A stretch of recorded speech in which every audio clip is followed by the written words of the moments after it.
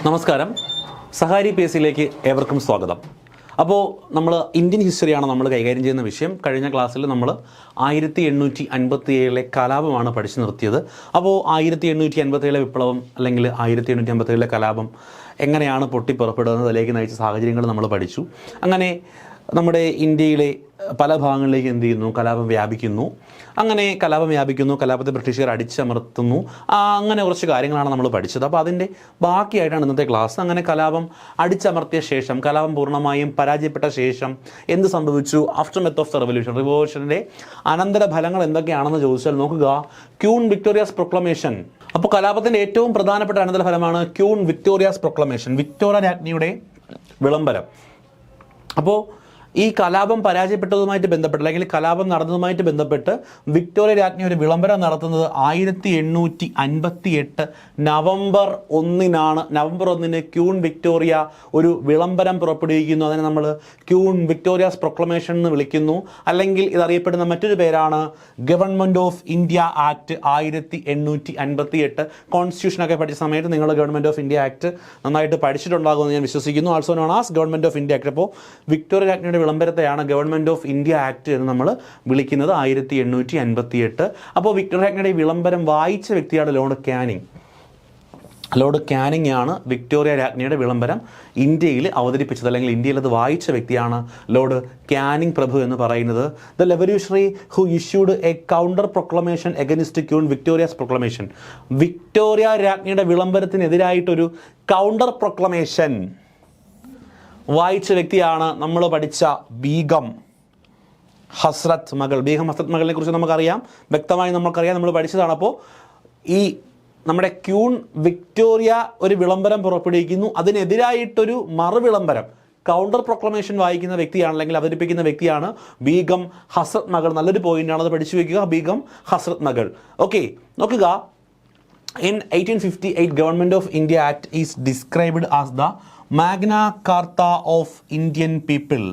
Indian ജനങ്ങളുടെ Magna Carta എന്നറിയപ്പെടുന്നത് 1858 Government of India Act ആണ്. Magna Carta of Indian people, Indian ജനതയുടെ Magna Carta എന്നറിയപ്പെടുന്നത് 1858 ഗവൺമെൻറ് ഓഫ് ഇന്ത്യ ആക്ട് ആണ് എന്നറിഞ്ഞിരിക്കുക. It is also known as the Act for the Better Government of India, Act for the Better Government of India എന്നറിയപ്പെടുന്നതും 1858 Government of India Act ആണ്, അല്ലെങ്കിൽ Queen's പ്രൊക്ലമേഷനാണ്. November 1-നാണ് ഇത് അവതരിപ്പിക്കുന്നത്. ഇതറിയപ്പെടുന്നത് Act for the Better Government of India എന്നറിയപ്പെടുന്ന നിയമമാണ് 1858 Government of India act. Okay, ഈ പ്രൊക്ലമേഷൻ്റെ മേജർ ഡയറക്റ്റീവ്സ് ആണ് നമ്മൾ പഠിക്കാൻ പോകുന്നത്. പ്രധാനപ്പെട്ട പോയിന്റുകൾ നോക്കുക. The rule of English East India Company in India was ended. അപ്പോൾ രാജ്ഞിയുടെ ഈ വിളംബര പ്രകാരം, അല്ലെങ്കിൽ 58 ഗവൺമെൻറ് ഓഫ് ഇന്ത്യ ആക്ട് പ്രകാരം ബ്രിട്ടീഷ് ഈസ്റ്റ് ഇന്ത്യ കമ്പനിയിൽ ഇന്ത്യയിലുണ്ടായിരുന്ന എല്ലാ അധികാരങ്ങളും അവസാനിപ്പിച്ചു, അല്ലെങ്കിൽ ബ്രിട്ടീഷ് ഈസ്റ്റ് ഇന്ത്യ കമ്പനിയുടെ ഭരണം അവസാനിപ്പിച്ചു. The rule of English East India Company in India was ended. അപ്പോൾ ബ്രിട്ടീഷ് ഈസ്റ്റ് ഇന്ത്യ കമ്പനിയുടെ ഭരണം അവസാനിപ്പിച്ചിട്ടോ, the administration of India was taken over directly by British Crown. British രാജ്ഞി നേരിട്ട് ഇന്ത്യ ഭരിക്കാൻ തുടങ്ങി. നമ്മൾ എരുതിയിൽ നിന്ന് വറുചട്ടിയിലേക്ക് എന്ന് പറയുന്നത് പോലെ ബ്രിട്ടീഷ് ഈസ്റ്റ് ഇന്ത്യ കമ്പനിയുടെ ഭരണം അവസാനിപ്പിച്ചിട്ട് രാജ്ഞി എന്ത് ചെയ്തു? നേരിട്ട് ഭരിക്കാനായിട്ട് തുടങ്ങി. ഓക്കെ, നോക്കുക. The British rulers in India governor general began to be known as viceroy. ഇന്ത്യയിൽ ഭരണം നടത്തിയിരുന്ന ബ്രിട്ടീഷ് ഭരണാധികാരി, അല്ലെങ്കിൽ ബ്രിട്ടീഷ് ഉദ്യോഗസ്ഥൻ, ഏറ്റവും ഉയർന്ന ഉദ്യോഗസ്ഥൻ നമ്മൾ അറിയപ്പെടുന്നത് ഗവർണർ ജനറൽ എന്നാണ്. ആ ഗവർണർ ജനറൽ എന്ന പേരിന് പകരം വൈസ്രോയി എന്ന പേരാക്കി മാറ്റിയത് 1858 ഗവൺമെൻറ് ഓഫ് ഇന്ത്യ ആക്ട് പ്രകാരമാണ്. 2 പോയിന്റുകൾ പഠിച്ചു. ഒന്ന്, ഈസ്റ്റ് ഇന്ത്യ കമ്പനി ഭരണം അവസാനിപ്പിച്ചു, രാജ്ഞി നേരിട്ട് ഭരണം തുടങ്ങി. 2, ഗവർണർ ജനറൽ മാറിയിട്ട് വൈസ്രോയി ആയിട്ട് മാറി. 3 നോക്കുക. The position of secretary of state was created in India. ഇന്ത്യയിൽ പുതുതായിട്ടൊരു പോസ്റ്റ് കൊണ്ടുവന്നു, പുതിയൊരു ചുമതല കൊണ്ടുവരുന്നു. അതിൻ്റെ പേരാണ് secretary of state. Secretary of state എന്ന് പറയുന്ന ഒരു പുതിയ പോസ്റ്റ്, അല്ലെങ്കിൽ പുതിയൊരു പൊസിഷൻ ഇന്ത്യയിൽ ക്രിയേറ്റ് ചെയ്യപ്പെടുന്നത് നമ്മുടെ ഗവൺമെൻറ് ഓഫ് ഇന്ത്യ ആക്ട് പ്രകാരമാണ്. Okay, the policy of annexing the princely states in India was completely abandoned. The policy of annexing the princely states in India was completely അമോൾഡ്. ഈ നാട്ടുരാജ്യങ്ങൾ പിടിച്ചെടുക്കുന്ന ഒരു ബ്രിട്ടീഷ് പോളിസി ഉണ്ടായിരുന്നു, അത് പൂർണ്ണമായിട്ടും അബൻഡൻ്റ് ചെയ്തു, പൂർണ്ണമായിട്ടും നിരോധിച്ചു. അങ്ങനെ നാട്ടുരാജ്യങ്ങൾ പിടിച്ചെടുക്കുന്ന ഒരു പരിപാടി ബ്രിട്ടൻ പൂർണ്ണമായിട്ടും നിരോധിച്ചു ഗവൺമെൻറ് ഓഫ് ഇന്ത്യ ആക്ട് പ്രകാരം. Okay, the notification assured the British would not interfere in the religious affairs of Indians and that the government would not enact law based on religion or caste. അപ്പോൾ British അല്ലെങ്കിൽ ബ്രിട്ടീഷുകാർ would not interfere in the religion affairs of Indians, ഇന്ത്യക്കാരുടെ മതകാര്യങ്ങളിലൊന്നും ഇടപെടില്ല എന്നും the government would not enact laws based on the religion or caste, ജാതിയുടെയോ മതത്തിൻ്റെയോ അടിസ്ഥാനത്തിൽ ബ്രിട്ടീഷ് ഗവൺമെൻറ് നിയമങ്ങൾ ഉണ്ടാക്കില്ല എന്നും ഒരു വ്യവസ്ഥ കൊണ്ടുവന്നു. ഏതിലെ? നമ്മുടെ 1857 ക്യൂൻസ് പ്രൊക്ലമേഷൻ പ്രകാരം. ക്ലിയർ ആണ് എന്തൊക്കെയാണ് പോയിന്റുകളെന്ന് ഓർമ്മയുണ്ടേ? ഈസ്റ്റ് ഇന്ത്യ കമ്പനി പോയി, ബ്രിട്ടൻ രാജ്ഞി ഭരണം തുടങ്ങി, ഗവർണർ ജനറൽ പോയി, വൈസ്രോയി വന്നു, സെക്രട്ടറി ഓഫ് സ്റ്റേറ്റ് എന്ന് പറയുന്ന പുതിയ പൊസിഷൻ കൊണ്ടുവന്നു, നാട്ടുരാജ്യങ്ങളെ കൂട്ടിച്ചേർക്കുന്ന പരിപാടി പൂർണ്ണമായും നിർത്തലാക്കി, മതത്തിൻ്റെ അടിസ്ഥാനത്തിൽ നിയമങ്ങൾ ഉണ്ടാക്കുന്നത് ബ്രിട്ടൻ നിരോധിച്ചു അല്ലെങ്കിൽ അത് നിർത്തലാക്കി, മതകാര്യങ്ങളിൽ ഇടപെടുന്ന പരിപാടി നിർത്തലാക്കി, അങ്ങനെ തുടങ്ങിയ കാര്യങ്ങളൊക്കെയാണ് ഇതിൻ്റെ ഫലമായിട്ട് വന്നത്. നോക്കുക, no Indian ruler could establish relation with foreign countries without the permission of British government.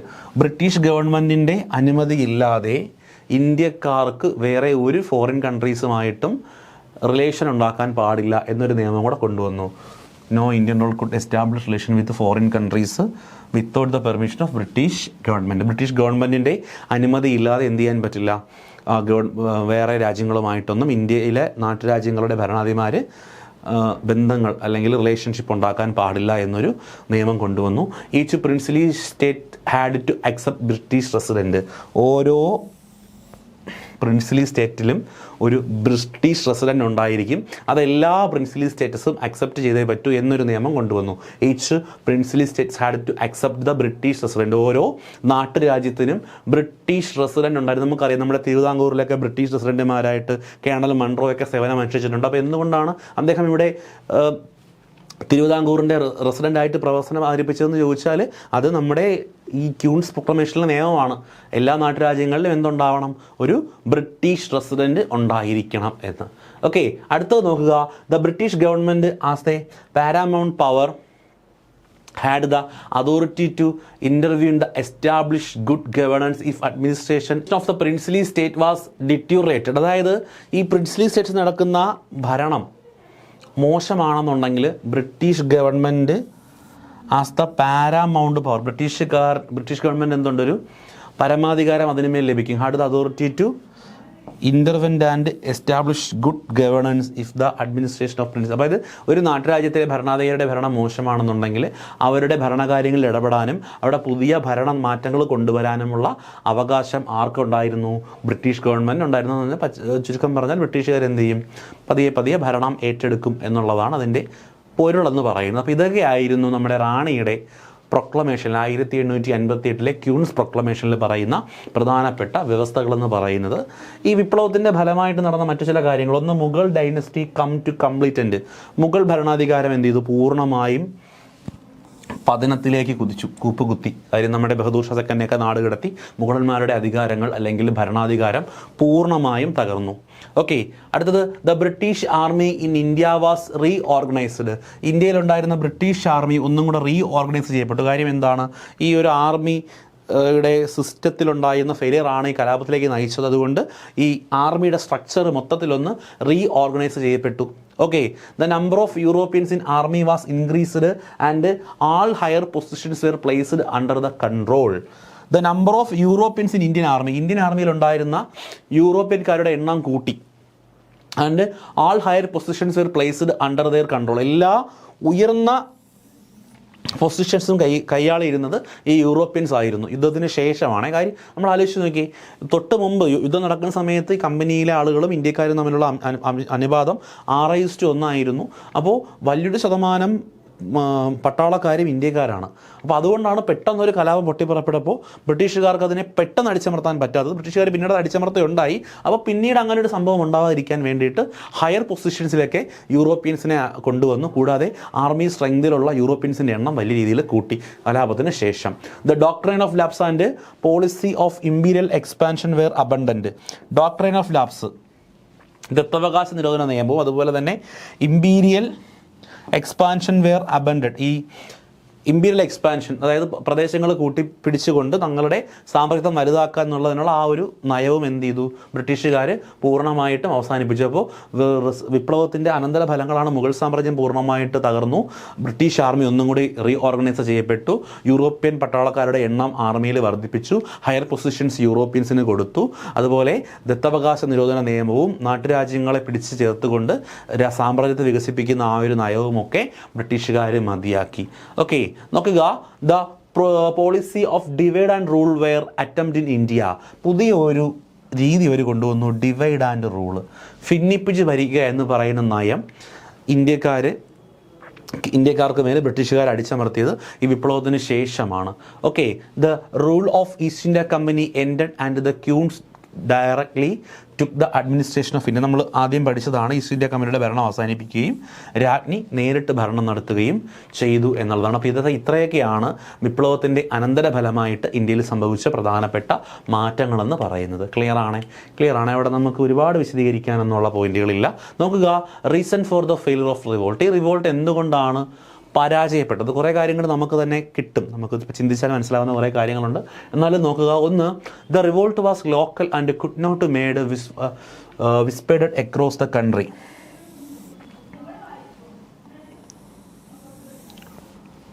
The revolution was local.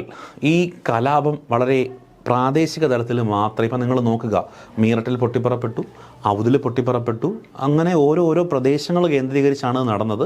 രാജ്യമെമ്പാടെ ഇത് എന്ത് ചെയ്തില്ല, ആ ഒരു വൈൽഡ് സ്പ്രെഡ് ഇതിനുണ്ടായില്ല. രാജ്യം ഒട്ടാകെ എന്ത് ചെയ്തില്ല, ഇത് പരന്നില്ല. ഇതുമായിട്ട് ബ്രിട്ടീഷുകാരുടെ ഇപ്പോൾ നാട്ടുരാജ്യങ്ങളുടെ പ്രശ്നങ്ങളുള്ളതുകൊണ്ട് ചില നാട്ടുരാജ്യങ്ങളിലുള്ള നേതാക്കർ, ഇപ്പോൾ സൈനികർക്ക് പ്രശ്നമുള്ളതുകൊണ്ട് ചില സൈനികരും അവരുടെ ആട്ടുകളും, കർഷകർക്ക് പ്രശ്നമുള്ളതുകൊണ്ട് ഒരു വിഭാഗം കർഷകർ, അങ്ങനെ പല വിഭാഗത്തിലുള്ള ആളുകൾ ഒരുമിച്ചാണ് ഈ കലാപത്തിൽ നിന്നത്. പക്ഷേ ഇത് വളരെ ലോക്കലായിരുന്നു, വൈൽഡ് സ്പ്രെഡായിട്ട് ഇത് എന്ത് ചെയ്തില്ല, രാജ്യം ഒട്ടാകെ പരന്നില്ല എന്നുള്ളത് പരാജയപ്പെടാനുള്ളൊരു വലിയ കാരണമായിരുന്നു. രണ്ട്, നോക്കുക, the revolt did not spread to South India or East West India. South ഇന്ത്യയിലേക്കോ ഈസ്റ്റ് വെസ്റ്റ് ഇന്ത്യയിലേക്കോ ഇത് എന്ത് ചെയ്തില്ല, കലാപം പടർന്നില്ല. സൗത്ത് ഇന്ത്യയിലേക്കോ ഈസ്റ്റ് വെസ്റ്റ് ഇന്ത്യയിലേക്കോ എന്ത് ചെയ്തില്ല, ഈ കലാപം പടർന്നില്ല. അവരെ സംബന്ധിച്ചിടത്തോളം ഇത് ഒരു വെളിയിൽ എവിടെയോ നടക്കുന്ന ഒരു വാർത്ത മാത്രമായിരുന്നു. അങ്ങോട്ട് എന്ത് ചെയ്തില്ല, കലാപം വ്യാപിച്ചില്ല എന്നുള്ളത് കലാപം പരാജയപ്പെട്ടു പോകാനുള്ള ഒരു പ്രധാനപ്പെട്ട കാരണമായിരുന്നു. അടുത്ത് നോക്കുക, many sections of India did not participate in the revolt and some even helped the British. ഇന്ത്യയിലുള്ള എല്ലാ വിഭാഗം ആളുകളും എന്ത് ചെയ്തിരുന്നില്ല, ഈ വിപ്ലവത്തിൽ പങ്കെടുത്തിരുന്നില്ല. And some even helped British. എല്ലാവരും പങ്കെടുത്തില്ല എന്ന് മാത്രമല്ല, ചില ആളുകൾ ബ്രിട്ടീഷുകാരെ സപ്പോർട്ട് ചെയ്യുകയും ചെയ്തിരുന്നു. അപ്പോൾ ഇന്ത്യക്കാർ അല്ലെങ്കിൽ ഈ വിപ്ലവവുമായിട്ട് ബന്ധപ്പെട്ടിപ്പോൾ നിങ്ങൾ നോക്കുക, കർഷകർക്ക് പ്രശ്നമുണ്ടായിരുന്നു, കർഷകർ പങ്കെടുത്തു. പട്ടാളക്കാർക്ക് പ്രശ്നമുണ്ടായിരുന്നു, പട്ടാളക്കാർ പങ്കെടുത്തു. നാട്ടുരാജ്യത്തിലെ റൂളേഴ്സിന് പ്രശ്നമുണ്ടായിരുന്നു, അവരുടെ ഒരു ഭാഗം പങ്കെടുത്തു. ചില പ്രാദേശിക നേതാക്കന്മാർക്കും ജമീന്ദാർമാർക്കും പ്രശ്നമുണ്ടായിരുന്നു, അവർ പങ്കെടുത്തു. ഓക്കെ, അങ്ങനെ ഇതുമായിട്ട് ബന്ധപ്പെട്ട ചില ആളുകളല്ലാതെ ഇത് ഇന്ത്യക്ക് സ്വാതന്ത്ര്യം കിട്ടാൻ വേണ്ടിയുള്ളൊരു സമരമാണെന്ന് മനസ്സിലാക്കിക്കൊണ്ട് എല്ലാ വിഭാഗം ആളുകളും എന്ത് ചെയ്തില്ല, സമരത്തിൽ പങ്കെടുത്തില്ല. കൂടാതെ ചില ആളുകൾ നോക്കുമ്പോൾ എന്താ, അതാ കുറേ പട്ടാളക്കാർ ചെയ്യുന്ന സമരം, അങ്ങനെ ചിന്തിച്ചുകൊണ്ട് ഒരു വിഭാഗം ആളുകൾ ബ്രിട്ടീഷുകാരെ സപ്പോർട്ട് ചെയ്യുകയും ചെയ്തു. അടുത്ത നോക്കുക, the revolutionary lakhs modern weapons or military equipments. ഈ വിപ്ലവകാരികളുടെ കയ്യിൽ മോഡേൺ വെപ്പൺസോ അതുപോലെ മിലിറ്ററി എക്യുപ്മെൻറ്റ്സും ഒന്നും ഇല്ലായിരുന്നില്ല എന്നുള്ളത് ഇതിൻ്റെ ഒരു പരാജയ കാരണമായിരുന്നു. അപ്പോൾ ഇത് ഫൈറ്റാണ്. നമ്മുടെ ഗാന്ധിജിയുടെ സമര രീതികൾ പോലെ സമരമോ അങ്ങനെയൊന്നും അല്ല, അങ്ങോട്ടും ഇങ്ങോട്ടും അടിയാണ് ഇവിടെ നടന്നുകൊണ്ടിരുന്നത്. അപ്പോൾ ആ ബ്രിട്ടീഷുകാരെ നേരിടാൻ വേണ്ടിയിട്ടുള്ള വെപ്പൺ സ്ട്രെങ്തോ അതുപോലെ മിലിറ്ററി എക്യുപ്മെൻറ്റ്സോ ഒന്നും നമ്മുടെ കലാപകാരികൾക്ക് ഇല്ലായിരുന്നില്ല എന്നുള്ളതും വിപ്ലവം പരാജയപ്പെടാനുള്ള വലിയ കാരണമായിരുന്നു. ഇതാ indiscipline and lack of planning among the sepoys led to the failure of the revolt. അപ്പോൾ ഇവർ വളരെ ഇൻഡിസിപ്ലിൻഡ് ആയിട്ട്, അതായത് ഓരോ സ്ഥലത്തുനിന്നും എന്ത് ചെയ്യുന്നു, പെട്ടെന്ന് വിപ്ലവം പൊട്ടിപ്പുറപ്പെടുന്നു, സംഘടിക്കുന്നു, ബ്രിട്ടീഷുകാരെ ആക്രമിക്കുന്നു, അവർ അടിച്ചമർത്തുന്നു, സംഘടിക്കുന്നു, ആക്രമിക്കുന്നു, അടിച്ചമർത്തുന്നു. ആ രീതിയിലാണ് സമരം മുൻപോട്ട് പോയത്. ആൻഡ് ലാക്ക് ഓഫ് പ്ലാനിങ്, വലിയ പ്ലാനിങ് ഒന്നും ഇല്ലായിരുന്നില്ല. ഇപ്പോൾ ഒരു പ്ലാൻ ചെയ്ത് ഇപ്പോൾ ഇങ്ങനെ നമുക്ക് ചെയ്യാം, അല്ലെങ്കിൽ ഇങ്ങനെ ആക്രമിക്കാം, അങ്ങനെ, അല്ലെങ്കിൽ ഇന്നെ ആക്രമിച്ചാൽ ബ്രിട്ടീഷുകാർ നമ്മളെ തിരിച്ചിങ്ങനെ ചെയ്യും, അപ്പോൾ അതിന് നമ്മളൊരു പരിഹാരം കണ്ടെത്തണം. അങ്ങനെ ഒരു പ്ലാനിങ് ഒന്നും ഇല്ലാണ്ട് വളരെ പെട്ടെന്ന് ഒരു പ്രകോപനപരമായിട്ടുണ്ടായ ഒരു സമരമായിരുന്നു നമ്മുടെ ഒന്നാം സ്വാതന്ത്ര്യ സമരം, അല്ലെങ്കിൽ 1857 വിപ്ലവം. അപ്പോൾ ഈ കാരണങ്ങളെ കൊണ്ടാണ് നമ്മുടെ എന്ത് ചെയ്തത്, നമ്മുടെ കലാപം പരാജയപ്പെട്ടു പോയത്. Indian lakhs of strong leadership, വളരെ ശക്തമായ ഒരു ലീഡർഷിപ്പ് ഇല്ലായിരുന്നു. നിങ്ങൾ നോക്കുക, നമ്മളിപ്പോൾ ഓരോ കലാപവും അത് പൊട്ടിപ്പുറപ്പെട്ട സ്ഥലവും അടത്ത നേതാക്കന്മാരെയും നമ്മൾ കഴിഞ്ഞ ക്ലാസ്സിൽ പഠിച്ചതാണ്. നമ്മൾ നോക്കുക, ഒരു സ്ഥലത്ത് നേതൃത്വം കൊടുക്കുന്ന ഒരു പ്രാദേശിക നേതാവ് അല്ലെങ്കിൽ ഒരു നാട്ടുരാജ്യത്തിൻ്റെ ഭരണാധികാരി അങ്ങനെയൊന്നുമല്ല, അതല്ലാതെ ഇതിനെ ഒന്ന് ഏകോപിപ്പിച്ച് കൊണ്ടുപോകാൻ ശക്തമായ ഒരു നേതൃത്വം ഇവിടെ ഇല്ലായിരുന്നു, ഈ 57 വിപ്ലവത്തിൽ ഇല്ലായിരുന്നു. അപ്പോൾ ഇത് പരാജയപ്പെട്ടു പോകാനുള്ള ഒരു വലിയ കാരണമായിരുന്നു England resources, technical supremacy and leadership എന്നുണ്ട്.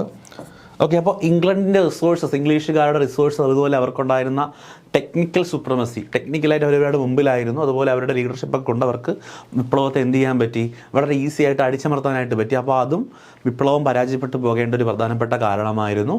The British intelligently suppress the revolt using railway and telegraph. ബ്രിട്ടീഷുകാർ വളരെ ബുദ്ധിപരമായിട്ട് ഈ റെയിൽവേ, ടെലിഗ്രാഫ് തുടങ്ങിയ സംവിധാനങ്ങൾ ഉപയോഗിച്ചുകൊണ്ട് എന്ത് ചെയ്തു, വിപ്ലവത്തെ അടിച്ചമർത്തുകയാണ്. ഇതിപ്പോൾ റെയിൽവേയും ടെലിഗ്രാഫും ഒക്കെ ബ്രിട്ടീഷുകാർ വളരെ ബുദ്ധിപരമായിട്ട് ഉപയോഗിച്ചുകൊണ്ട് അവർക്ക് വിപ്ലവം പൊട്ടിപ്പുറപ്പെട്ട് സ്പ്രെഡാകുമ്പോൾ തന്നെ എന്ത് ചെയ്യാൻ പറ്റി, അത് ഒരു വിപ്ലവം നടക്കുകയാണെന്ന് പറഞ്ഞ് അതിനെ അടിച്ചമർത്താനായിട്ട് പറ്റി. അവരുടെ സാധനങ്ങളും മറ്റു കാര്യങ്ങളും ഒക്കെ പെട്ടെന്ന് എത്തിക്കാൻ പറ്റി, സന്ദേശങ്ങൾ കൈമാറാൻ പറ്റി. അങ്ങനെ വിപ്ലവം മൊത്തത്തിൽ പരാജയപ്പെട്ടു പോവുകയാണ് ചെയ്തത്. അപ്പോൾ നമ്മൾ പഠിച്ചത് 1857 നമ്മുടെ റിവോൾട്ട് എന്തുകൊണ്ട് ശക്തമായി വിജയിച്ചില്ല എന്നുള്ളതിൻ്റെ റീസണാണ്. ഓക്കെ, ശരി, നോക്കുക. Centre and leaders of the revolt, ചില പ്രധാനപ്പെട്ട കേന്ദ്രങ്ങളും അവിടെ നേതൃത്വം കൊടുത്ത വ്യക്തികളുടെ പേരുമാണ് പഠിക്കാൻ പോകുന്നത്. ഇതിനകത്ത് ചിലതൊക്കെ നമ്മൾ പഠിച്ചതാണ്, പഠിച്ച പോയിന്റുകൾ നമ്മൾ ഒരുപാട് റിപ്പീറ്റ് ചെയ്യില്ല. പഠിക്കാത്ത ചില സ്ഥലങ്ങളും അവിടുത്തെ നേതാക്കന്മാരും നമ്മൾ കുറച്ചുകൂടി ഫോക്കസ്ഡായിട്ട് പഠിക്കും. ആദ്യത്തേത് ഝാൻസി, ഞാനൊന്നും പറയുന്നില്ല, നമ്മൾ വ്യക്തമായിട്ട് കഴിഞ്ഞ ക്ലാസ്സിൽ പഠിച്ചതാണ്. ആരാ? ഝാൻസി റാണി ലക്ഷ്മിഭായ്. ഓക്കെ, ഝാൻസി റാണി ലക്ഷ്മിഭായ് നമ്മൾ പഠിച്ച പോയിന്റാണ്. ഗോളിയാർ നമ്മൾ പഠിച്ചു. ഗോളിയാറിൽ ആരൊക്കെയാണ്? ഝാൻസി ഓഫ് റാണി അല്ലെങ്കിൽ ഝാൻസി റാണിയും കൂടെ താന്തിയ തോപ്പിയും ഉണ്ടായിരുന്നു. ഗോളിയാറിൽ ഝാൻസി റാണിയും താന്തിയ തോപ്പിയും കൂടിയാണ് നേതൃത്വം കൊടുത്തത്, പഠിച്ചതാണ്. ഡൽഹി നമ്മൾ പഠിച്ചില്ല, ഡൽഹി നിങ്ങളിപ്പോൾ പഠിക്കണം. ഡൽഹിയിൽ നേതൃത്വം കൊടുത്തത് ബഹദൂർ ഷാ സെക്കൻഡും ഭക്ത് ഖാനുമാണ്. ഡൽഹിയിൽ ബഹദൂർ ഷാ സെക്കൻഡ് ഉണ്ടെന്ന് നമുക്കറിയാം. കൂടാതെ നമ്മൾ ഭക്ത് ഖാൻ എന്ന വ്യക്തിയുടെ പേര് കൂടി പഠിച്ചു വെക്കുക. അപ്പോൾ ഡൽഹിയിൽ കലാപത്തിന് നേതൃത്വം കൊടുത്ത വ്യക്തികളാണ് ബഹദൂർ ഷാ സെക്കൻഡും ഭക്ത് ഖാനും. ക്ലിയർ ആണ്. കാൺപൂർ പഠിച്ചു. കാൺപൂർ ആരൊക്കെയാടെ പറഞ്ഞേ? കാൺപൂർ ആരൊക്കെയാ? യെസ്, നാനാ സാഹിബും കൂടെ ആരും ഉണ്ടായിരുന്നു? താന്തിയ തോപ്പി. അപ്പോൾ ഈ താന്തിയ തോപ്പി എന്ന് പറയുന്ന വ്യക്തി കാൺപൂരിലും ഗോളിയാറിലും വിപ്ലവത്തിൽ പങ്കെടുത്തു. ലക്നൗ നമ്മൾ പഠിച്ചതാണ്. ലക്നൗവും ആഗ്രയിലും ആരായിരുന്നു? നമ്മുടെ ബീഗം ഹസ്രത്ത് മകളായിരുന്നു ലക്നൌവിലും ആഗ്രയിലും നേതൃത്വം കൊടുത്തത്. ഓക്കെ അല്ലേ? ലക്നൗ, ആഗ്ര, ഔദ് തുടങ്ങിയ സ്ഥലങ്ങളിൽ നേതൃത്വം കൊടുത്ത വ്യക്തിയാണ് ആര്? ബീഗം ഹസ്രത്ത് മകൾ. അപ്പോൾ നമ്മുടെ ഫസ്റ്റ് സ്ലൈഡിൽ തന്നിരിക്കുന്ന കാര്യങ്ങളിൽ മെജോറിറ്റി ഭാഗങ്ങൾ നമ്മൾ പഠിച്ചതാണ്. ഡൽഹിയിൽ ബഹദൂർ ഷാ സെക്കൻഡും കൂടെ ഭക്ത് ഖാൻ എന്ന് പറയുന്ന വ്യക്തിയും കൂടി ഉണ്ടായിരുന്നു എന്ന് മാത്രം ഓർമ്മിച്ച് വെച്ചിരുന്നാൽ മതി. എളുപ്പമല്ലേ? നോക്കുക, ബാക്കി നോക്കാൻ പോവുകയാണ്. ബറൈലി നമ്മൾ ആദ്യമായിട്ടാണ് പഠിക്കാൻ പോകുന്നത്. ബറൈലിയിൽ വിപ്ലവം നേതൃത്വം കൊടുത്ത വ്യക്തിയാണ് ഖാൻ ബഹദൂർ ഖാൻ. ബറൈലിയിൽ വിപ്ലവത്തിന് 1857 വിപ്ലവത്തിന് നേതൃത്വം കൊടുത്തത് ഖാൻ ബഹദൂർ ഖാനാണ്. ഈ പറയുന്നതിൽ പ്രധാനപ്പെട്ട സ്ഥലങ്ങളൊക്കെ നമ്മുടെ ഉത്തർപ്രദേശിലാണ് എന്നും കൂടി മനസ്സിലാക്കുക. ബറൈലിയൊക്കെ യുപിയിലാണ്. അപ്പോൾ ബറൈലി ഖാൻ ബഹദൂർ ഖാൻ. ഒരിക്കൽ കൂടി പറഞ്ഞേ, ബറൈലി ഖാൻ ബഹദൂർ ഖാൻ. അടുത്തത് നോക്കുക, ഫൈസാബാദും ഫിറോസാബാദും. ഫിറോസാബാദിലും നേതൃത്വം കൊടുത്ത വ്യക്തിയാണ് മൗലവി അഹമ്മദുള്ള. ഫൈസാബാദിലും ഫിറോസാബാദിലും നേതൃത്വം കൊടുത്ത വ്യക്തിയാണ് മൗലവി അഹമ്മദുള്ള. ഇത് രണ്ടും പഠിക്കുക. ഫൈസാബാദിലും ഫിറോസാബാദിലും വിപ്ലവം നേതൃത്വം കൊടുത്ത വ്യക്തിയാണ് മൗലവി അഹമ്മദുള്ള. ഓക്കെ, അടുത്ത് നമ്മൾ പഠിച്ചതാണ് ബീഹാർ ആരാ ജഗദീഷ്പൂർ. നേതൃത്വം കൊടുത്ത വ്യക്തിയുടെ പേര് കൺവർ സിംഗ്. ബീഹാർ ആരാ ജഗദീഷ്പൂർ. നേതൃത്വം കൊടുത്ത വ്യക്തിയുടെ പേര് കൺവർ സിംഗ്. പഠിച്ച പോയിന്റാ.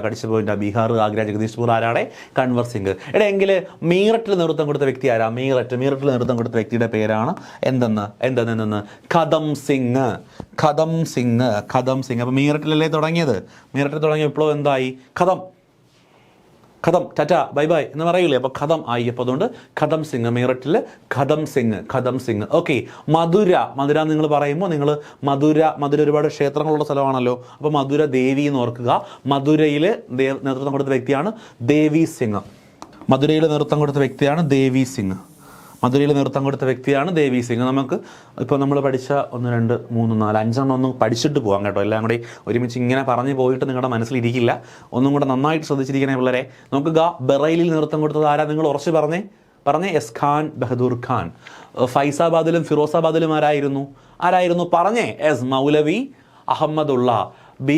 ബീഹാർ, ആഗ്ര, ജഗദീഷ്പൂർ നമുക്കറിയാം ആരാണ്? കൻവർ സിംഗ്. മീററ്റിലെ എസ് ഖദം സിംഗ്. മധുരയിൽ ആരായിരുന്നു? മധുര ദേവി അല്ലേ? മധുര ദേവി സിംഗ്. ഓക്കെ, സെറ്റാണ്. ബാക്കി നോക്കുക.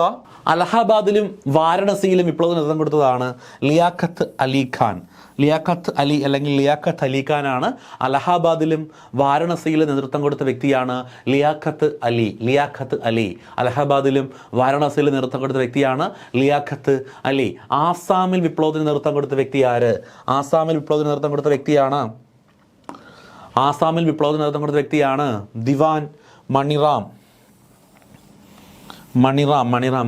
അല്ലെങ്കിൽ മണിറാം എന്നൊക്കെ പറയപ്പെടുന്നുണ്ട്. ദിവാൻ മണിറാം എന്നാണ് അദ്ദേഹത്തിൻ്റെ മുഴുവൻ പേര്. നമ്മൾ മോണിറാം എന്ന് പഠിച്ചു വെച്ചിരുന്നാൽ മതി. അപ്പോൾ ആസാമിന് നേതൃത്വം കൊടുത്ത വ്യക്തിയാണ് മണിറാം എന്ന് പറഞ്ഞേ, മണിറാം. ഓക്കെ, എങ്കിൽ ഹരിയാനയിൽ വിപ്ലവത്തിന് നേതൃത്വം കൊടുത്ത വ്യക്തിയുടെ പേരാണ് റാവു തുലറാം.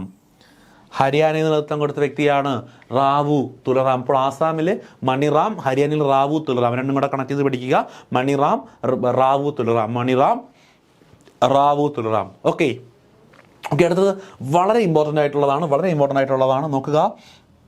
നോക്കുക. ബറൌട്ട് പർഖാനയിൽ നേതൃത്വം കൊടുത്തത് ആര്? ബറൌട്ട് പർഖാന, അത് ഷാമാളാണ്. ബറൌട്ട് പർഖാനയിൽ നേതൃത്വം കൊടുത്ത വ്യക്തിയാണ് ഷാമാൾ. ബറൌട്ട് പർഖാനയിൽ കലാപത്തിന് നേതൃത്വം കൊടുത്ത വ്യക്തിയാണ് ഷാമാൾ. രാജസ്ഥാനിലേക്ക് പോകുമ്പോൾ രാജസ്ഥാനിൽ നേതൃത്വം കൊടുത്ത വ്യക്തിയാണ് ആര്? ജയ്ദയാലും ഹർദയാൽ തുടങ്ങിയ രണ്ട് വ്യക്തികളാണ് രാജസ്ഥാനിൽ നേതൃത്വം കൊടുത്തത്. അപ്പോൾ നമുക്കിപ്പോൾ പഠിച്ച ഇതിന് ശേഷം നമുക്ക് ഒന്നും കൂടി പഠിക്കാം. ഓക്കെ, നോക്കുക. അലഹാബാദിൽ മധുരദേവി നമ്മൾ നേരത്തെ പഠിച്ചതാണ്. ഓക്കെ, ഞാൻ വരയ്ക്കാൻ മറന്നുപോയി. മധുരയിൽ നേതൃത്വം കൊടുത്തത് ദേവി സിംഗ് ആണ്. അലഹാബാദിലും വാരണസിയിലെ ലിയാഖത്ത് അലിയാണ്.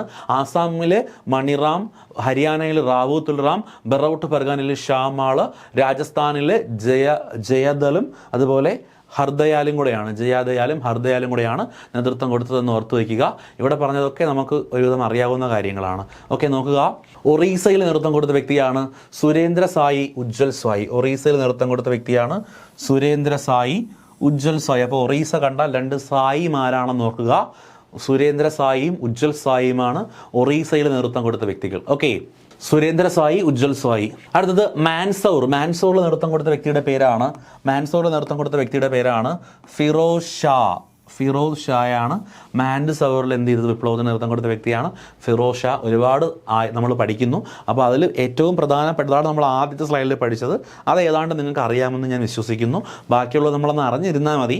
ഇൻ കേസ് ഏതെങ്കിലുമൊക്കെ എടുത്ത് സ്റ്റേറ്റ്മെൻ്റ് ആയിട്ടൊക്കെ ചോദിച്ചാൽ നമുക്ക് കിട്ടണം. ഓക്കെ, അപ്പോൾ ഇത് ഇങ്ങനെ പറഞ്ഞ് പഠിക്കുക എന്നൊരു മാർഗ്ഗമേ ഉള്ളൂ. ഓക്കെ, അപ്പോൾ മാൻഡുസറിൽ നേതൃത്വം കൊടുത്ത വ്യക്തിയാണ് ഫിറോസ് ഷാ.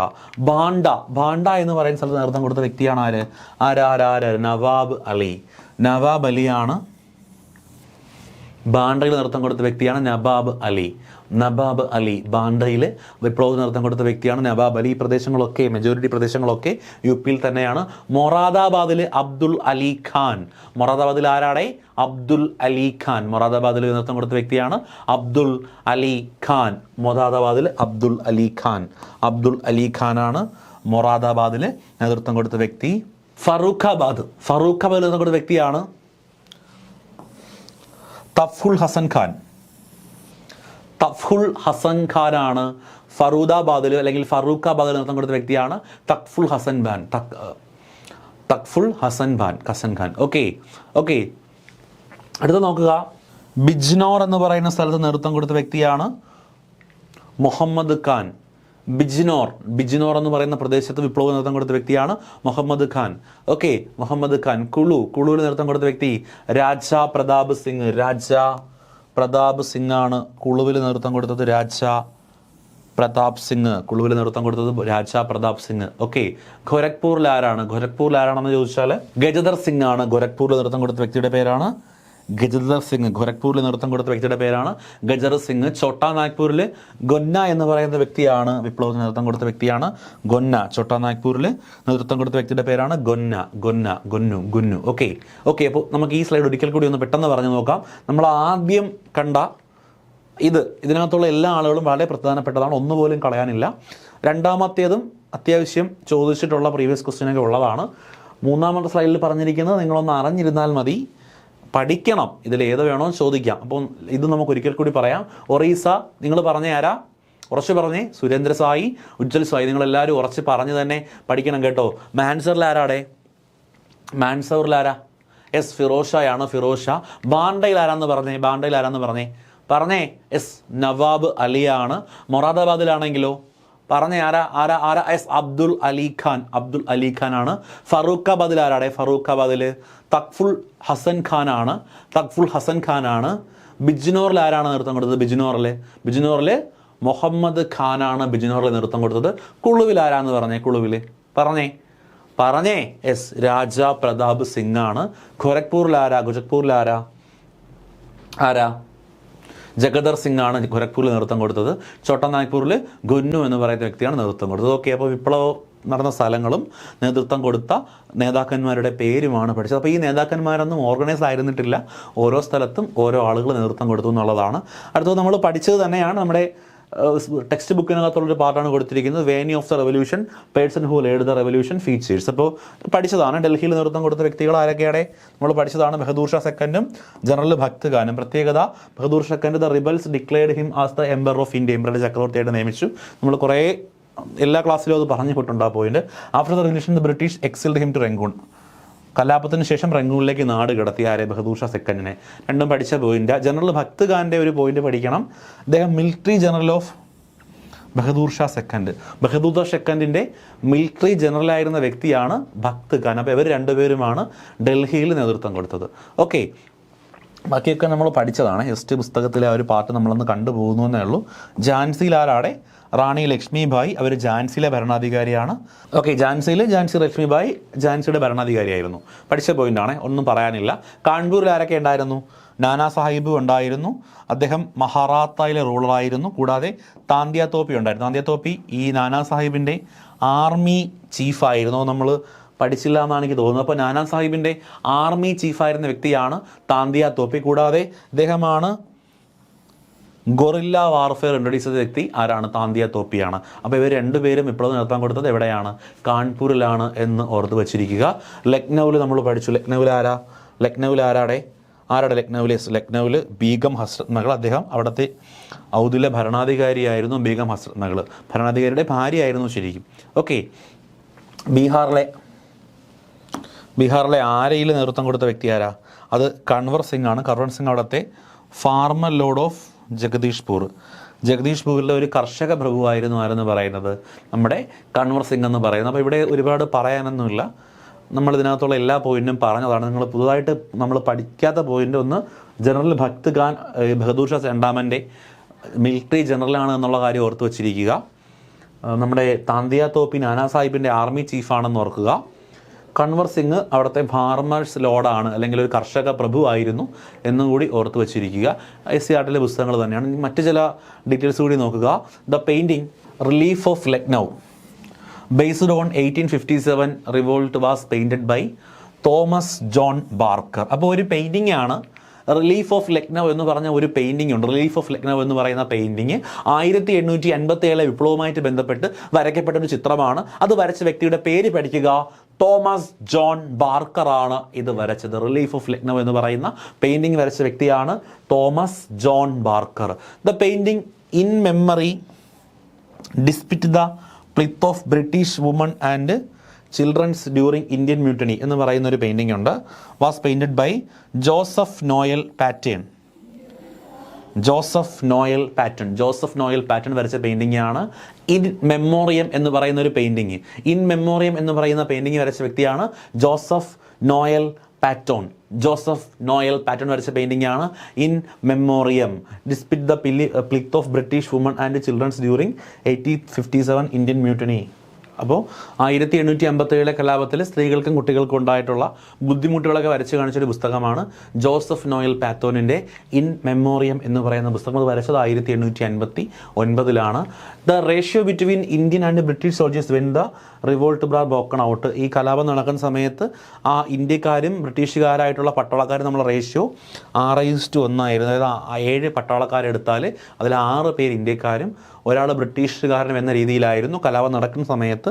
അതാണ് പിന്നീട് എന്ത് ചെയ്തത്, നമ്മുടെ കലാപത്തിന് ശേഷം മാറ്റി യൂറോപ്യൻസ് ആയിട്ടുള്ള ആളുകളുടെ എണ്ണം കൂട്ടുകയാണ് ചെയ്യുന്നത്. ഓക്കെ, നോക്കുക. The mutiny memorial was renamed Ajitgarh in 1978. 1978 എന്ത് ചെയ്യുന്നു, നമ്മുടെ മ്യൂട്ടണി മെമ്മോറിയലിനെ അജിത് ഘട്ട് എന്ന പേരിൽ പുനർനാമകരണം ചെയ്യപ്പെടുന്നുണ്ട്. മ്യൂട്ടണി മെമ്മോറിയൽ എസ്റ്റാബ്ലിഷ് ചെയ്തത് 1963 ഡൽഹിയിലാണ്. ഓക്കെ, 1857 വിപ്ലവത്തിൻ്റെ സ്മരണാർത്ഥം ഒരു മ്യൂട്ടണി മെമ്മോറിയൽ എസ്റ്റാബ്ലിഷ് ചെയ്യുന്നു ഡൽഹിയിൽ. 1863 ഇത് എസ്റ്റാബ്ലിഷ് ചെയ്യുന്നത്. ഇത് 72 അജിത് ഘർ എന്ന പേരിൽ പുനർനാമകരണം ചെയ്യപ്പെടുന്നു. അജിത് ഘർ എന്ന പേരിൽ പുനർനാമകരണം ചെയ്യപ്പെടുന്നു.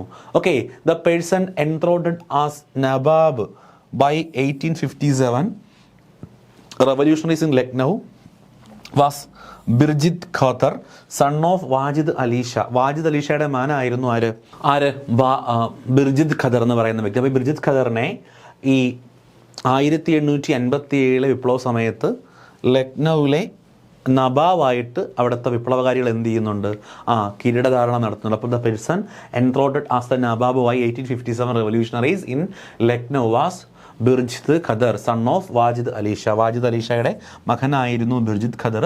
അദ്ദേഹത്തെ 1857 വിപ്ലവ സമയത്ത് കലാപകാരികൾ നമ്മുടെ ലക്നൌവിലെ നവാബായിട്ട് കിരീടാരോഹണം നടത്തുക ഉണ്ടായി എന്നൊരു സംഭവം കൂടി നമ്മളുമായിട്ട് ബന്ധപ്പെട്ട് പഠിച്ചു വയ്ക്കുക. നോക്കുക, ദ ഫസ്റ്റ് മാട്രി ഓഫ് 1857 നമ്മൾ പഠിച്ചതാണ്.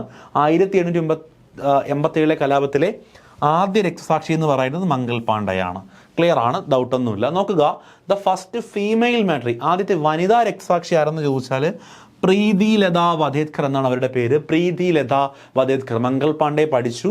ആദ്യത്തെ ഫസ്റ്റ്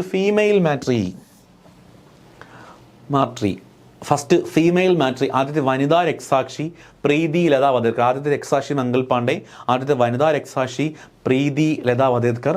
ദ യങ്ങസ്റ്റ് മാട്രി, ഏറ്റവും പ്രായം കുറഞ്ഞ വിപ്ലവകാരി of the Indian freedom struggle Baji Raut.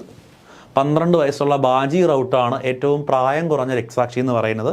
നോക്കുക, അവിടെ ചെറിയൊരു കൺഫ്യൂഷൻ ഉള്ളത്. കുന്തിറാം ബോസ് എന്നൊരു ഉത്തരം PSC കൊടുക്കാറുണ്ട്. PSCയുടെ ഉത്തരപ്രകാരം 18 വയസ്സുള്ള കുന്തിറാം ബോസാണ് 1857 വിപ്ലവത്തിലെ ഏറ്റവും പ്രായം കുറഞ്ഞ വിപ്ലവകാരി എന്ന് പറയുന്നത്.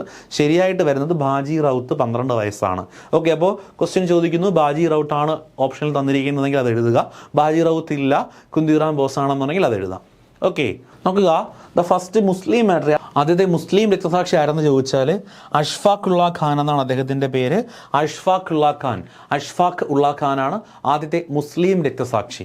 ഓക്കെ ആണേ, ക്ലിയർ ആണേ? ഒരിക്കൽ കൂടി പറയാം. ആദ്യത്തെ രക്തസാക്ഷി മംഗൾ പാണ്ഡെ, ആദ്യത്തെ വനിത പ്രീതി ലത വധേദ്കർ, പ്രായം കുറഞ്ഞ വ്യക്തി ബാജിദ് റൗത്ത്, PSC പറയുന്നത് ഖുന്തിറാം ബോസ് എന്നാണ്. ആദ്യത്തെ മുസ്ലിം രക്തസാക്ഷിയാണ് ആരെന്ന് പറയുന്നത് അഷ്ഫാഖുള്ള ഖാൻ എന്ന് പറയുന്നത്. ക്ലിയർ ആണേ? നോക്കുക, അടുത്ത ഡീറ്റെയിൽസിൽ നമ്മൾ പോവുകയാണ്. പല ആളുകളും നമ്മുടെ ഈ വിപ്ലവത്തിനെ പല രീതിയിൽ ക്രിട്ടിസൈസ് ചെയ്തിട്ടുണ്ട്, അല്ലെങ്കിൽ പല അഭിപ്രായങ്ങൾ പറഞ്ഞിട്ടുണ്ട്. അപ്പോൾ ഓരോ ആളുകളും വിപ്ലവത്തെക്കുറിച്ചിട്ടുള്ള പറഞ്ഞ കാര്യങ്ങളാണ് നമ്മളിവിടെ ചേർക്കാൻ പോകുന്നത്. നോക്കുക, VD സവർക്കർ ഈ വിപ്ലവത്തിനെ കുറിച്ച് പറഞ്ഞത് it was the first war of Indian independence, ഒന്നാം സ്വാതന്ത്ര്യ സമരം എന്ന് വിപ്ലവത്തെ വിശേഷിപ്പിച്ച വ്യക്തി VD സവർക്കർ ആണ്. A war for Swadharma and Swaraj, സ്വധർമ്മത്തിനും സ്വരാജിനും വേണ്ടിയുള്ള യുദ്ധം എന്ന് വിളിച്ച വ്യക്തിയും ആരാണ്? VD സവർക്കർ ആണ്. അപ്പോൾ it is described as the first war of Indian independence, ഒന്നാം സ്വാതന്ത്ര്യ സമരം, first war of Indian independence എന്ന് വിപ്ലവത്തിനെ വിളിച്ചത് VD സവർക്കർ ആണ്. A war for Swadharma and Swaraj എന്ന് പറഞ്ഞ വ്യക്തി ആരാണ്? VD സവർക്കർ ആണ്. നോക്കുക, India's first war of independence, that it could be considered India's first war of independence, ഇന്ത്യയുടെ ഒന്നാം സ്വാതന്ത്ര്യ സമരം എന്ന് പറഞ്ഞ മറ്റൊരു വ്യക്തിയാണ് കാറൽ മാക്സ്. കാറൽ മാക്സ് പറഞ്ഞതാണ് India's first war of independence. First war of independence പറഞ്ഞ രണ്ട് വ്യക്തികൾ പഠിച്ചു. ഒന്ന് VD സവർക്കറും പിന്നെ കാറൽ മാക്സ് പറഞ്ഞിട്ടുണ്ട്. The first to suggest in the New York Tribune. Okay, ആദ്യമായിട്ട് പറഞ്ഞത് ആര് തന്നെയാണ്? നമ്മുടെ കാറൽ മാക്സ് തന്നെയാണ്. VD സവർക്കർ എന്ന് തന്നെ വിശേഷിപ്പിച്ചു. First war of Indian independence തന്നെ വിളിച്ചു. India's first war of independence, സ്വാതന്ത്ര്യം വേണ്ടിയിട്ടുള്ള ആദ്യ സമരം എന്ന് വിളിച്ചത് കാറൽ മാക്സ് ആണ്. ഓക്കെ, നോക്കുക, John Lawrence, John Seeley, GB മാലിസൺ തുടങ്ങിയ വ്യക്തികൾ ഈ കലാപത്തെ വിളിച്ചതാണ് ശിപായി മുട്ടണി അല്ലെങ്കിൽ ശിപായി ലഹള. 1857 വിപ്ലവത്തെ ശിപായി ലഹള അല്ലെങ്കിൽ ശിപായി കലാപം എന്ന് വിശേഷിപ്പിച്ച വ്യക്തികളാണ് John Lawrence, John Seeley, GB മാലിസൺ. ഒരിക്കൽ കൂടി, John Lawrence, John Seeley, GB മാലിസൺ എന്തെന്ന് വിളിച്ചു? 1857 വിപ്ലവത്തെ ശിപായി മുട്ടണി അല്ലെങ്കിൽ ശിപായി ലഹള എന്ന് വിളിച്ചു. RC മജുംദർ ഈ കലാപത്തെക്കുറിച്ച് പറഞ്ഞതാണ്, started it was either the first nor the national nor the struggle for independence. അദ്ദേഹം പറഞ്ഞതാണ്, അദ്ദേഹം stated it that neither first ആദ്യത്തേതുമല്ല ദേശീയവുമല്ല nor a struggle of independence സ്വാതന്ത്ര്യത്തിന് വേണ്ടിയുള്ളതുമല്ല എന്ന് പറഞ്ഞ വ്യക്തിയാണ് RC Majumdar. It was neither the first nor the national nor a struggle for independence ആദ്യത്തേതുമല്ല ദേശീയവുമല്ല സ്വാതന്ത്ര്യത്തിന് വേണ്ടിയുള്ളതുമല്ല എന്ന് പറഞ്ഞ വ്യക്തിയാണ് RC മജുംദർ. താരാചന്ദ് ഇതിനെ വിശേഷിപ്പിച്ചതാണ് വാർ ഓഫ് നാഷണൽ ഇൻഡിപെൻഡൻസ് എന്ന സ്വാതന്ത്ര്യത്തെ വിശേഷിപ്പിച്ച വ്യക്തിയാണ് നമ്മുടെ താരാചന്ദ്. 1857 വിപ്ലവത്തിനെ വാർ ഓഫ് നാഷണൽ ഇൻഡിപെൻഡൻസ് എന്ന് വിശേഷിപ്പിച്ച വ്യക്തി താരാചന്ദാണ്. അപ്പോൾ in the history of freedom movement in ഇന്ത്യയുടെ സ്വാതന്ത്ര്യ സമര ചരിത്രത്തിലെ വാർ ഓഫ് നാഷണൽ ഇൻഡിപെൻഡൻസ് എന്ന് വിളിച്ച വ്യക്തി താരാചന്ദാണ്. ക്ലിയർ ആണേ താരാചന്ദ് എന്നാണ് എന്ന് വിളിച്ചത് വാർ of national independence. Okay, VD Savarkar എന്തെന്നാ പറഞ്ഞതെന്ന് അറിയാം. കാറൽ മാക്സിൻ്റെ ഇത് പഠിച്ചു, ജോൺ ലോറൻസും ജോൽ സീലിയുടെയും പഠിച്ചു, RC മജുംദറിൻ്റെ പഠിച്ചു, താരാചന്ദിൻ്റെ പഠിച്ചു. ഓക്കെ, ബാക്കി നോക്കുക. ബെഞ്ചമിൻ ഡിസ്രേലി കലാപത്തെ വിളിച്ചതാണ് national uprising or national awaking, ദേശീയ ഉയർത്തെഴുന്നേൽപ്പ് എന്ന് വിളിച്ചത് ബെഞ്ചമിൻ ഡിസ്രേലിയാണ്. ദേശീയ ഉയർത്തെഴുന്നേൽപ്പ് എന്ന് 1857 കലാപത്തെ വിശേഷിപ്പിച്ചത്. ഓക്കെ, ജവഹർലാൽ നെഹ്റു വിശേഷിപ്പിച്ചത് ലാസ്റ്റ് ഗ്യാസ്പ് ഓഫ് ഫ്യൂഡൽ ഇന്ത്യയുടെ അവസാന ചിറകടി, last gasp of feudal India എന്ന് വിശേഷിപ്പിച്ച വ്യക്തിയാണ് Jawaharlal Nehru. Last gasp of feudal India എന്ന് വിപ്ലവത്തെ വിശേഷിപ്പിച്ച വ്യക്തി ജവഹർലാൽ നെഹ്റു ആണ്. MN റോയ് എന്നാ പറഞ്ഞത്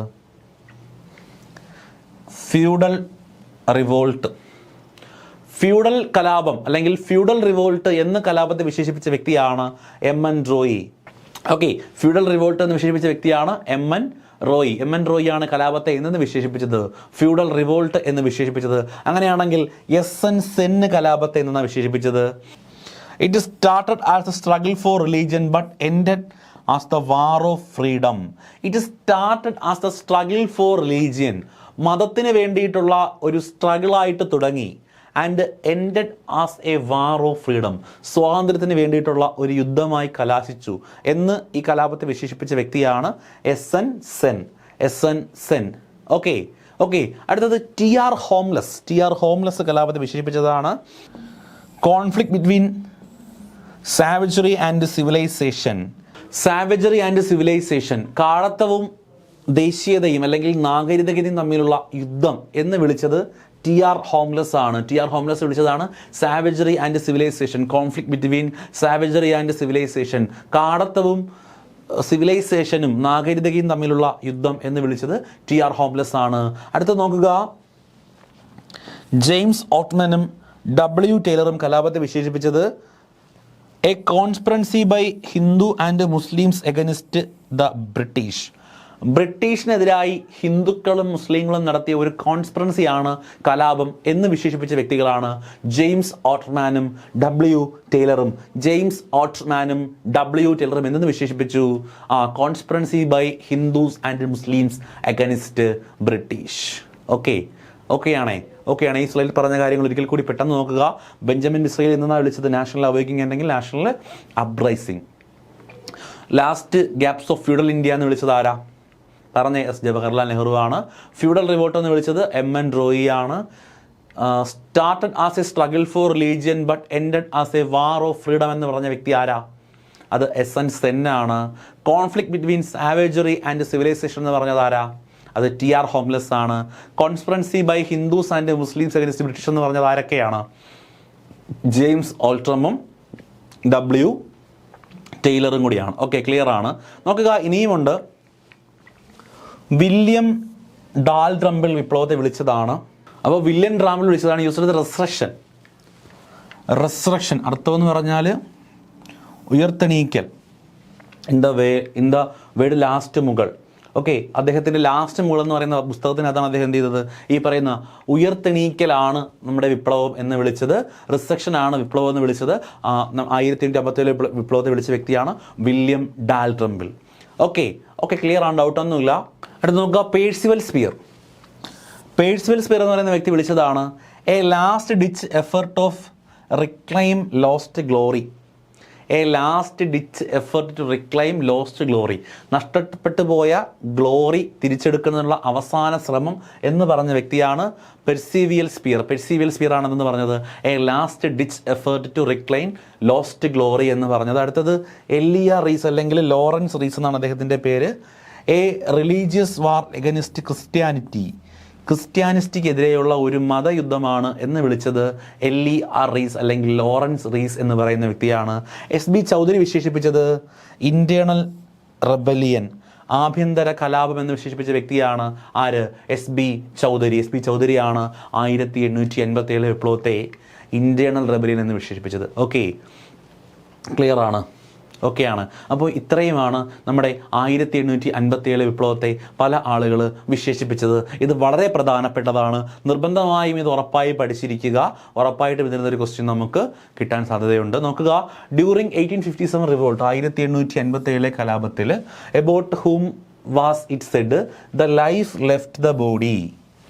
the life left the body. ജീവൻ ശരീരം വിട്ട് പോയിരിക്കുന്നു എന്ന് ആരെ കുറിച്ചിട്ടാണ് 1857 വിപ്ലവത്തിൽ പറഞ്ഞത് എന്നാണ് ചോദിച്ചിരിക്കുന്നത്. അപ്പോൾ ഇങ്ങനെ ഒരു അഭിപ്രായം പറഞ്ഞത് നവാബ് വാജിദ് അലി ഷായെ കുറിച്ചിട്ടാണ്. വാജിദ് അലി ഷായെ നാട് കടത്തിയപ്പോൾ അതുമായിട്ട് ബന്ധപ്പെട്ടുള്ള ആളുകൾ പറഞ്ഞതാണ് the life left the body, the prana left the body, ശരീരത്തിൽ നിന്ന് പ്രാണൻ പോയിരിക്കുന്നു എന്ന ഒരു സ്റ്റേറ്റ്മെൻറ്റ് നവാബ് വാജിദ് അലി ഷായെ കുറിച്ച് പറഞ്ഞ ഒരു സ്റ്റേറ്റ്മെൻറ്റാണ്. ഓക്കെ, റെബലിയനുമായി ബന്ധപ്പെട്ട് പുസ്തകത്തിൽ പറഞ്ഞിരിക്കുന്ന ഒരു പോയിൻ്റാണ് ഇത്. നമ്മൾ പെട്ടെന്ന് പറഞ്ഞ് കളയും, കാര്യം നമ്മൾ പഠിച്ച പോയിന്റ് തന്നെയാണ്. അപ്പോൾ 1857 വിപ്ലവത്തിന് ചില ലിമിറ്റേഷൻസ് ഉണ്ടായിരുന്നു. The rebellion was confined to few part of northern India. Northern ഇന്ത്യയുടെ ചില ഭാഗങ്ങളിൽ മാത്രമാണ് നടന്നത്. നമ്മൾ നേരത്തെ കണ്ടതാണ്. The rebellion had no organised leadership. ഒരു ഓർഗനൈസ്ഡ് ലീഡർഷിപ്പ് ഇല്ലായിരുന്നു. The company army had more improvised militaries and organisation skill than the mutinies. Company ആർമിക്ക് അവരുടെ മിലിറ്ററി സ്ട്രെങ്തും ഓർഗനൈസേഷൻ സ്കില്ലും ഒക്കെ കുറച്ചും കൂടി ഇമ്പ്രൂവ്മെൻ്റ് ആയിരുന്നു. നമ്മൾ പഠിച്ച പോയിന്റ് തന്നെയാണ്. The middle class in India generally did not support the rebellion. Middle class in India, ഇന്ത്യയിലെ മിഡിൽ ക്ലാസ്, മധ്യവർഗം, തീരെ താഴേക്കിടയിലുള്ള കർഷകർ, അല്ലെങ്കിൽ ഈ ഭൂമി കൈവശം വച്ചിരുന്ന ഭൂപ്രമുഖന്മാർ, അല്ലെങ്കിൽ പട്ടാളക്കാർ, മതമേധാവികൾ തുടങ്ങിയ ആളുകളാണ് ഇതിനെ സപ്പോർട്ട് ചെയ്തത്. ഒരു മിഡിൽ ക്ലാസ്സിലുള്ള ആളുകൾ എന്ത് ചെയ്തില്ല? ഈ സമരത്തെ സപ്പോർട്ട് ചെയ്തില്ല എന്നുള്ളത് പരാജയപ്പെടാനുള്ളൊരു വലിയ കാരണമായിരുന്നു. A section of princely rulers abstained from the rebellion. ഒരു സെക്ഷൻ പ്രിൻസിലി റൂളേഴ്സ് എന്ത് ചെയ്തില്ല? ഈ സമരത്തിനെ സപ്പോർട്ട് ചെയ്തില്ല, അല്ലെങ്കിൽ അവർ പങ്കെടുത്തില്ല എന്നുള്ളതും ഇത് പരാജയപ്പെടാനുള്ള വലിയ കാരണമായിരുന്നു. നമ്മൾ പഠിച്ച പോയിന്റുകൾ തന്നെയാണ്. Through the revolt of 1857 was suppressed by British. It had the significant impact on the Indian history. അപ്പോൾ ഈ കലാപം അടിച്ചമർത്തപ്പെട്ടത് ഇന്ത്യൻ ഹിസ്റ്ററിയിൽ വലിയൊരു സിഗ്നിഫിക്കൻറ്റ് ഇമ്പാക്റ്റ് ഉണ്ടാക്കി. അതെന്തൊക്കെയാണെന്ന് അത് നമ്മൾ പഠിച്ചത് തന്നെയാണ്. The English East India companies rule end in India. Companies rule ഇന്ത്യയിൽ എൻഡായി എന്നുള്ളൊരു പോയിന്റ് നമ്മൾ പഠിച്ചതാണ്. പുസ്തകത്തിൽ ഇത് പറഞ്ഞിട്ടുള്ളത് കൊണ്ട് തന്നെ അത്രത്തോളം പ്രാധാന്യം ഇതിന് കൊടുക്കുക. ഇത് ചോദിക്കാനുള്ള സാധ്യത വളരെ കൂടുതലാണ്. The administration India come under the direct control of British queen. British ക്യൂണിൻ്റെ ഡയറക്റ്റ് കൺട്രോളിലായി ഇന്ത്യയുടെ നിയന്ത്രണം എന്ന് പറയുന്നത്. The position of governor general was replaced by viceroy. Governor general എന്ന് പറയുന്ന പൊസിഷൻ വൈസ്രോയി ആയിട്ട് മാറി. It inspired India later national movements. അത് നമ്മൾ ഡിസ്കസ് ചെയ്തില്ല. ഇത് പിന്നീട് ഇന്ത്യയിലേക്ക് നടക്കപ്പെട്ട ഒരുപാട് നാഷണൽ മൂവ്മെൻറ്റുകൾക്ക് ഇൻസ്പിറേഷനായി. It inspired India's later national movements. ഇതിനുശേഷം ഇന്ത്യയിലേക്ക് നടന്ന പല സംഭവങ്ങൾക്കും ഇത് വളരെ പ്രാധാന്യമായി എന്നുള്ളതാണ്. നോക്കുക, foreigners who come for the traded gained political power in India. The subsequent national struggle were fuelled by the resistance and movements of people in various regions of India against him. അപ്പോൾ എന്താണ് പറഞ്ഞിരിക്കുന്നത്? അപ്പോൾ വ്യാപാരത്തിനായിട്ട് പുറത്തുനിന്ന് വന്ന വിദേശികൾ ഇന്ത്യയുടെ political power handle ചെയ്യുന്ന ഒരു സ്ഥിതിയിലേക്ക് കാര്യങ്ങൾ പോയി. അതിൻ്റെ ഫലമായിട്ട് പല സ്ഥലങ്ങളിലും പല ആളുകൾ എന്ത് ചെയ്തിട്ടുണ്ട്, പല രീതിയിലുള്ള നാഷണൽ മൂവ്മെൻറ്റ്സും കാര്യങ്ങളൊക്കെ ഉണ്ടായിട്ടുണ്ട്. നമ്മുടെ SCERT പുസ്തകത്തിനകത്ത്, നമ്മുടെ ടെക്സ്റ്റ് ബുക്കിനകത്ത് തന്നിട്ടുള്ളൊരു ഭാഗമാണിത്. അതുകൊണ്ടാണ് നമ്മളിത് ഫോക്കസ് ചെയ്ത് പറഞ്ഞത്. അപ്പോൾ ഈ ഒരു ഭാഗം ഈ പുസ്തകത്തിൽ തന്നിരിക്കുന്ന ഈ റെബലിയൻ്റെ പരാജയ കാരണങ്ങളും റെബലിയൻ കാരണം ഇന്ത്യയിലുണ്ടായ മാറ്റങ്ങളും കൃത്യമായി പഠിക്കുക. സ്റ്റേറ്റ്മെൻറ്റ് ക്വസ്റ്റ്യനായിട്ട് ചോദിക്കാൻ പറ്റുന്നൊരു മേഖലയാണ്. അടുത്തത് ഈ കലാപവുമായിട്ട് ബന്ധപ്പെട്ട ചില ബുക്കുകളും അത് എഴുതിയ വ്യക്തികളുമാണ് പഠിക്കാൻ പോകുന്നത്.